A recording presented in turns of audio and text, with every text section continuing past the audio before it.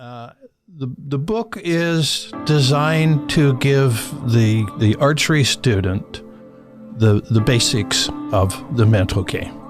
It's designed to take the mystery out of it because, most people look at the mental game as some mysterious kind of thing, and, black magic. And only a few people have, some inside view of it. Yeah. Not the case. It's all very simple things that everyone can do. From writing goals. Right. That's part of the mental game. Also, how about positive self-talk statements? Everybody can make a list, actually writing it on paper. It's not good for me to be kicking myself, telling myself how much I stink all the time. No. So we need to talk later, and we can make you a list of positive self-talk statements, right? A written list. And that's great to have the list. It's right. More important to use it. So, yeah, lots of people have a list, but they don't use it.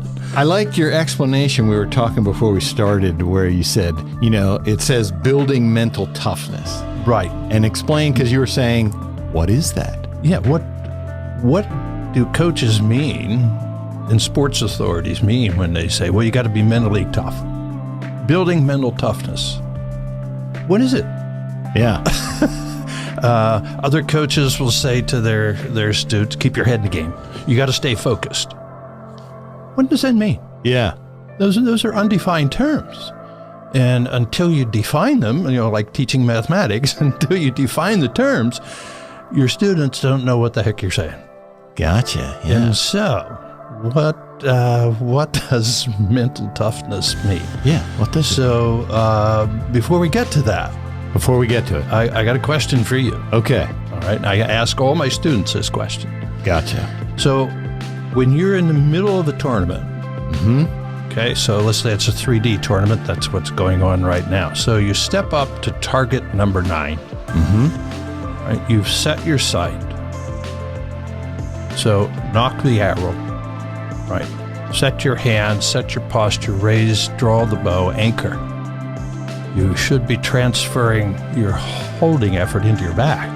Okay, so, and the aiming begins. At that instant, what is your objective? What is my What's your objective? Yeah. To hit what I'm aiming at? Okay, so hit an X, hit a 10, hit a 12 ring? Yep.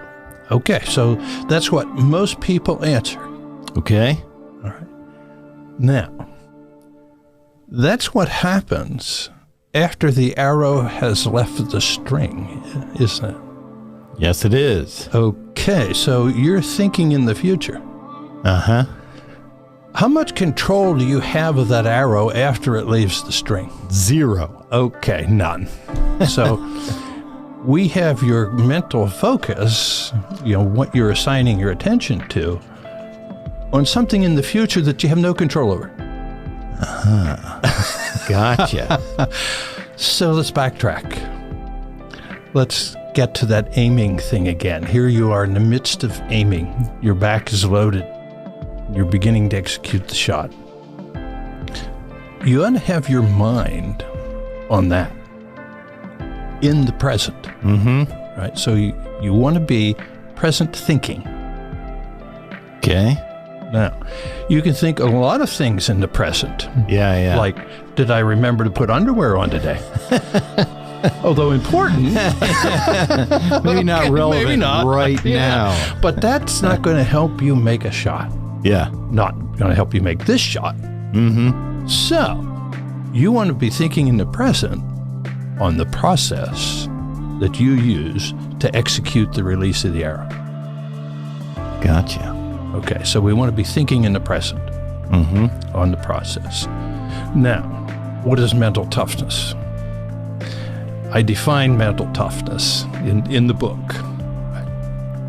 as maintaining your present process thinking despite the conditions around you and despite the value you place on the moment. Gotcha. So it's both internal and external forces that you're trying to work against and maintain this present process thinking.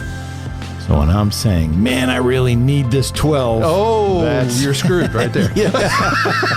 And that's usually what happens. Right.